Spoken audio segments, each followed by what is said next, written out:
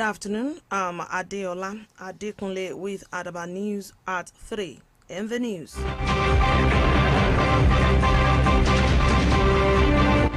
Tinubu vows to end insecurity in the country.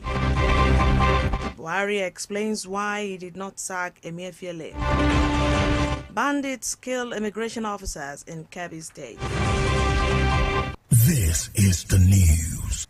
President Bola Tinubu has said he would not rest until all vestiges of darkness such as Boko Haram terrorists, Ansar militants, bandits, and kidnapping gangs are stamped out. The president's vow is coming on the heels of the renewed upsurge of terrorist attacks, banditry, and kidnapping in different parts of the country and the Federal Capital Territory, FCT, Abuja.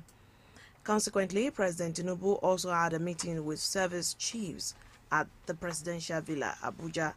Tinubu, who departed Transcorp Hilton, where he attended a book launch on his predecessor, Muhammadu Buhari, met the service chiefs led by the Chief of Defense Staff, General Christopher Musa. Others in attendance at the meeting included the Chief of Army Staff, Lieutenant General Taurid Lagwaja, Chief of Naval Staff, Vice Admiral Emmanuel Ogala, Chief of Air Staff, Air Marshal Hassan Abubakar, and Inspector General of Police, Kayode Egbetokun. Heads of other security agencies were also at the meeting. Though the agenda of the meeting was not revealed, but it was gathered that it was in connection with the president's concern over the growing cases of banditry and kidnapping in the nation's capital and other parts of the country. Meanwhile, President Bola Tinubu has condemned the recent spate of kidnappings and bandit attacks, describing the development as disturbing, ungodly, and sinister. The president was speaking when he received a delegation of Jamiatu Ansaruddin, a highly respected Islamic movement, at the State House in Abuja on Tuesday. President Tinubu said while security agencies are acting with dispatch to immediately address the current challenge, all required resources, policies, and plans will be rolled out soon for the massive education of Nigerian youth. The president said education is the antidote to the troubles agitating the nation, adding that there is no weapon against poverty that is as potent as learning. The president also emphasized that it was important to promote updated knowledge through existing Islamic learning institutions for youth in northern Nigeria to speed up development in the region, in Nigeria, and throughout Africa. In his remarks, the Jamiatu Ansaruddin leader, Sheikh Mohammed Lamin, encouraged the president to continue implementing his reform initiatives while affirming that his movement, which is reputed for its promotion of peace and tolerance, will continue to pray for Nigeria's peaceful development. Now, President Bola Tinubu has thanked the former President Muhammadu Buhari for his visionary leadership of Nigeria and commitment to probity, propriety, and service. Tinubu was speaking at the launch of 2 books on the former president, Working with Buhari, Reflections of a Former Special Advisor to the President, Media and Publicity, by Femi Adesina, and Muhammadu Buhari, The Nigerian Legacy, by Dr. Udu Yakubu. President Tinubu said Buhari demonstrated integrity and transparency in leadership. The president said the former president has kept his word not to interfere in government matters after leaving office. President Tinubu stated that former President Buhari inherited a tottering economy and an overwhelming security situation, but that the former president was able to start the process that would guarantee stability. Describing former President Buhari as an organized and disciplined person, President Tinubu urged him to continue to be a pillar of the nation's development even after retirement.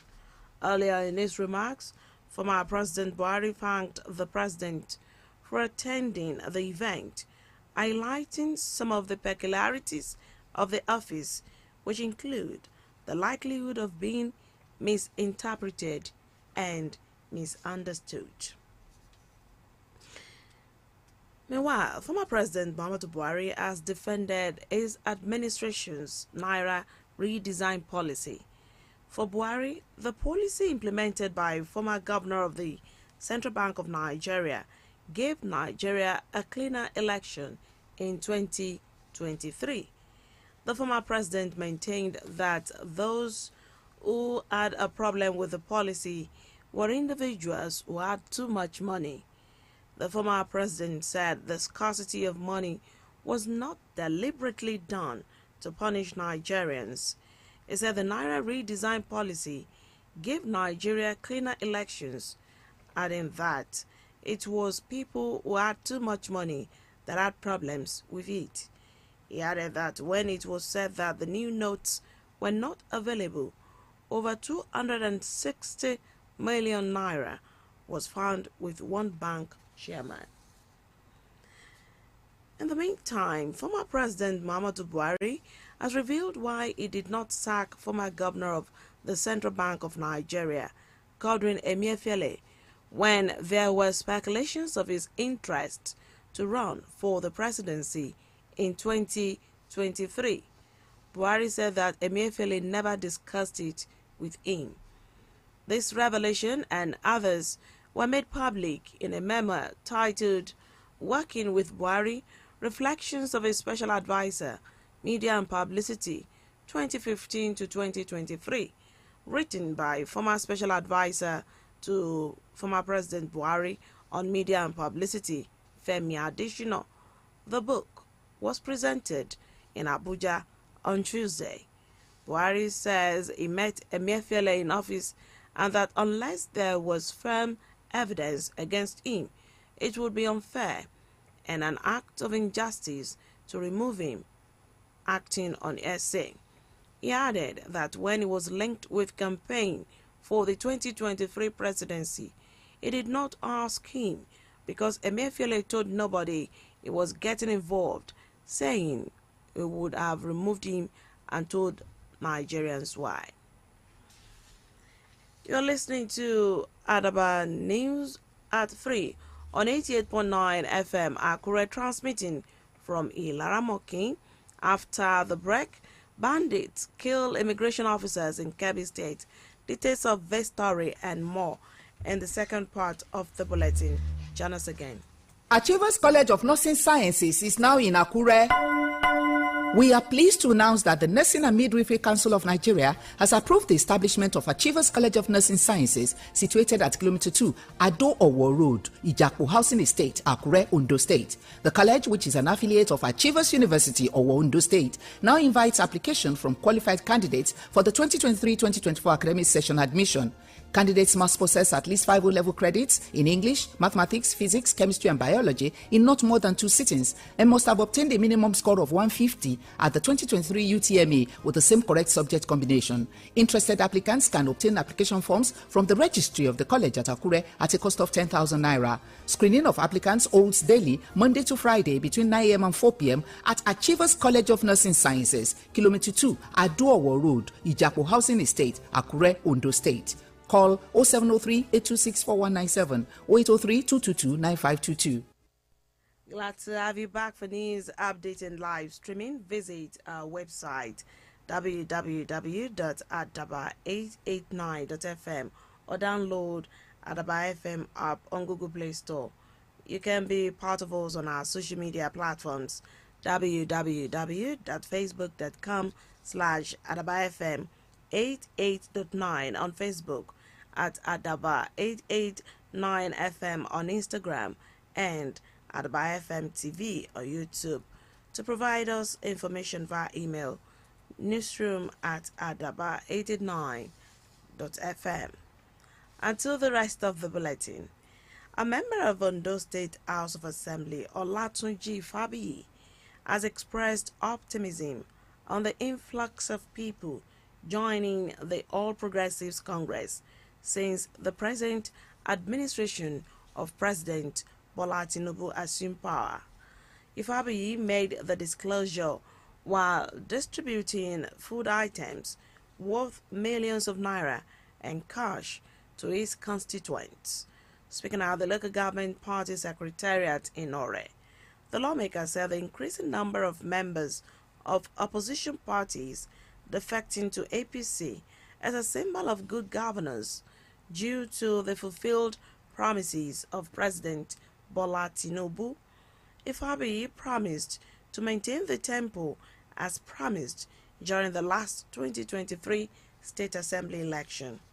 A cross-section of beneficiaries, including APC local government party chairman and the youth leader Alhaji Fatai Olawale and Dare Aladeyeku, lauded Fabiyi Olatunji's leadership.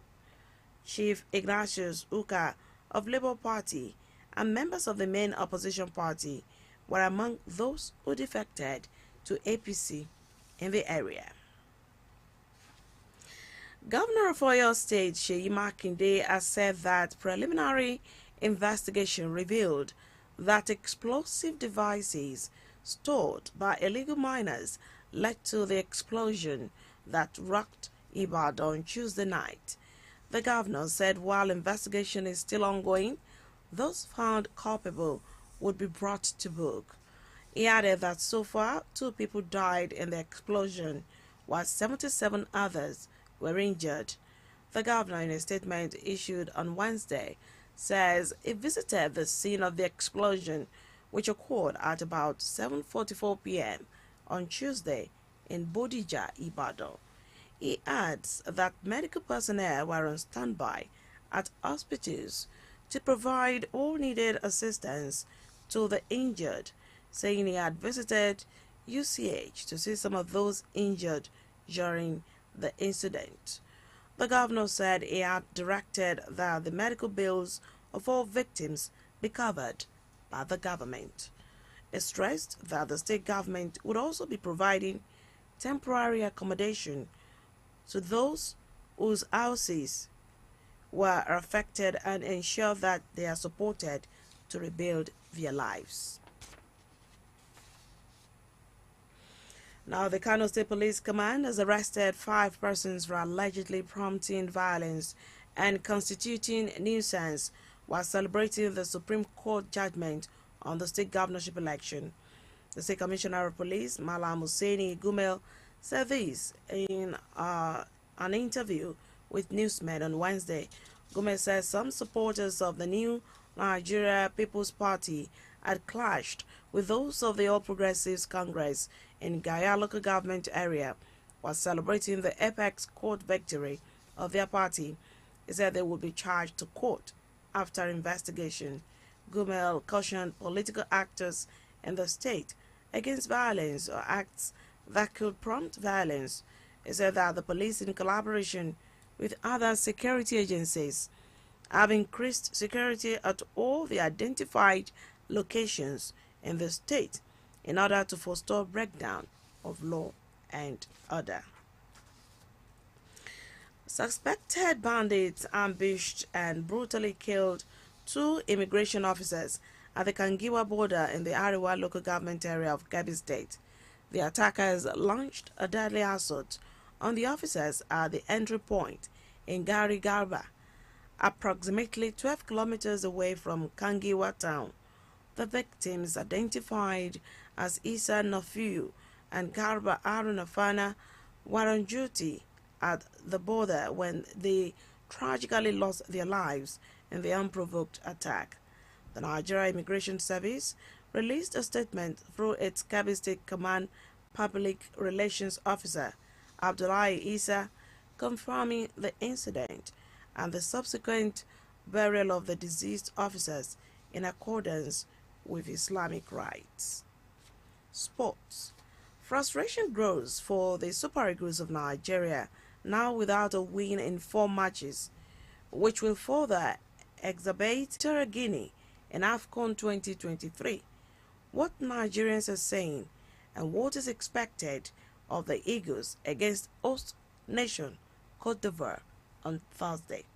Get Nigeria a shock defeat against Equatorial Guinea in their opening game of the 2023 African Cup of Nations. Osimhen nodded in for start finish was his side's only attempt on target and briefly threatened a significant upset in the second game of the tournament. Users of Wono made several second half saves to deny the Super Eagles, and Osimhen missed after breaking clear. The stalemate in the Group A match in Abidjan means both sides are 2 points behind Cote d'Ivoire, who opened the tournament with a 2-0 win over Guinea-Bissau on Saturday. Equatorial Guinea, who are 46 places below Nigeria in the world ranking, celebrated tactically after taking the lead, but conceded straight from the restart when Osimhen converted Ademola Lookman's cross and spent much of the match under pressure. The frustration grows for Nigeria now without a win in 4 matches, which will further exacerbate the pressure on coach Jose Peseiro. Although the injury-hit Super Eagles dominated the game, their lack of clinical finishing shone through. Victor Osimhen continues to be the main carrier of Nigeria's AFCON 2023 title chances, despite missing the clearest chance to win the game, and the Napoli striker has now been involved in 13 goals, scoring 11 and providing 2 assists since the start of qualifying. Are Nigerians satisfied with the result against Equatorial Guinea? As what is the most valuable in this AFCON? So how can you have the most valuable squad and then you are failing to defeat a lower ranked team? Yeah. You're failing to defeat a lower ranked team. Your striker is playing in a regional league in Valencia. Valencia is like a state in Spain. So how come the Super Eagles of Nigeria cannot convert chances? Their goalkeeper, wonderful. Their defense line, also wonderful. But I would not say their defense line and goalkeeper were wonderful enough for us not to win. Of course, they did their best. That was the best thing they could do. But imagine if we were clinical enough. Look at what Victor Osimhen did. He made us coming back into the game, but look at the chances he missed. Whatever happens, Nigeria will still get to the second round. All right. With the match against Equatorial Guinea gone, what should we expect against the Ivorians on Thursday? Yeah, I'm used to that shenanigans. I'm used to the whole comedy stuff they used to do all over, you know. And the truth about it is that I'm going to say it already. You've said it already. Since Coach left the national team, the year he retired is when we had the problem of midfield. And you said it. We could not knock passes from the midfield. We could not even have 20 touches in the midfield. We are just all our wings is what we rely on. Is that Simon or Ademola Lookman? They know the weak point already. And what did they do? They block all those sides, and they were getting, when they get the ball, they put on the midfield. Against Ivory Coast, don't be there. I know a lot of people are very, very, very optimistic about winning the game. Let me tell you the truth about it. You can't match. You see, there's no matchup. I need to be honest with you, Frank, Kessie, Fofana. There's no matchup in any way. Just go check it very well. They can be playing, all these other players can be playing the Porto as the second team player. They don't see. When you watch Ivory Coast players, you understand what I'm talking about. You can't be playing a Guinea. Equatorial Guinea this kind of game and having 17 chances, having seven shots on target, I can't even score 2. I don't understand. I don't know where we can place it. So I need to be honest with you. I'm not trying to be very hopeful about Nigeria and or whatever. But the truth about against Ivory Coast, let's just take that game out of it. Let's face the Guinea-Bissau. If we can get 1 point, yes, and probably qualify as the best loser. But against Ivory Coast, you can't. The truth about it. It's time for Jose Peseiro and his boys to get things right and put smiles on the face of millions of soccer fans in Nigeria. Michael Akintunde, Adaba FM News. To end Adaba News at 3, a recap of our top stories. President Bola Tinubu has vowed to end insecurity in Nigeria. Former President Muhammadu Buhari has revealed why he did not sack former governor of the Central Bank of Nigeria, Godwin Emefiele, when he was president. Suspected bandits have ambushed and brutally killed 2 immigration officers at the Kangiwa border in the Arewa local government area of Kebbi State. That's Adaba News at 3. It was edited by Patience Ibe, Adeola Adekunle. Thank you for listening. Good afternoon.